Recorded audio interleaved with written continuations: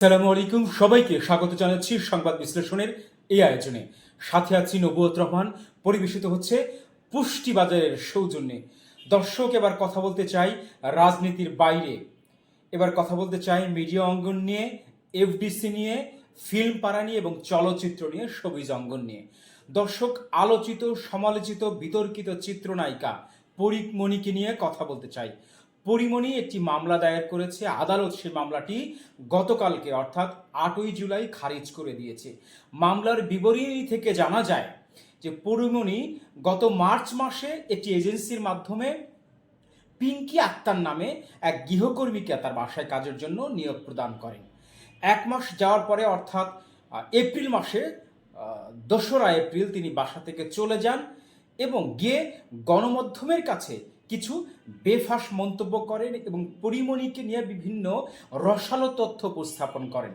বেশ কিছু গণমাধ্যমের কাছে তিনি জানান যে পরীমণি আলোচিত এবং নতুন সঙ্গীত শিল্পী শেখ সাদিকে নিয়ে বাসায় থাকেন, বাসার বেডরুমে ঘুমান, একই বিছানায় ঘুমান, এই ধরনের মন্তব্য করেছেন। তিনি আরও বলেন যে অনেক লোকের সমাগম পরীমণির বাসায় আসে এবং পরীমণির বেডরুমে অনেকেই রাত্রি যাপন করেন।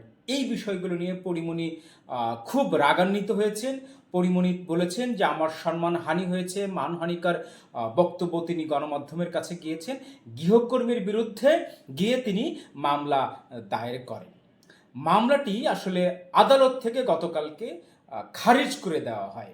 কেন খারিজ করে দেওয়া হয়েছে? হয়তো বা এটির কোনো সত্যতা পায়নি, অথবা পরীমণির এই ধরনের কর্মকাণ্ড এর আগেও ঘটেছে।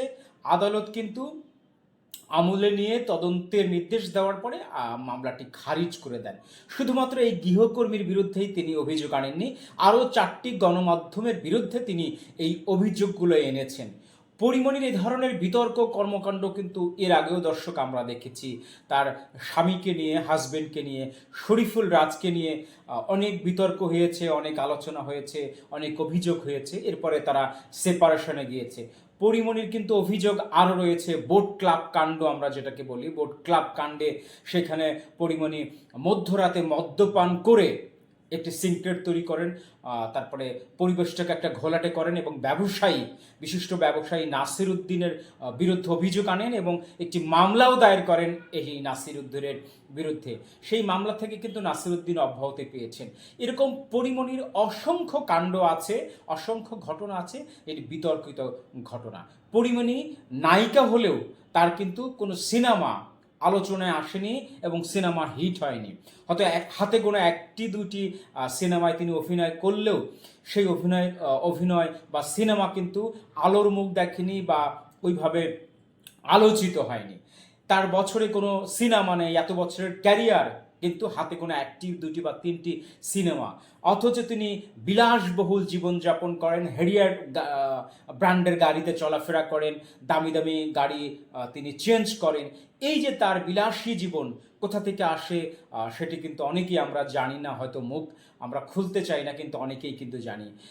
সর্বশেষ এই গৃহকর্মীকে যে তিনি মামলাতে দায়ের করেছিলেন, মামলা এনেছিলেন, মামলা দায়ের করেছিলেন আদালতে, সেই আদালত কিন্তু সেই মামলা থেকে সেই পিঙ্কি আক্তারকে অব্যাহতি দিয়েছেন। দর্শক, আলোচিত ঘটনা নিয়ে আবার নিশ্চয়ই আমরা ফিরে আসবো আপনাদের সামনে। সে পর্যন্ত নিশ্চয়ই ভালো থাকবেন। দেখা হবে আগামী কোনো টপিকসে, আগামী কোনো আলোচনায়।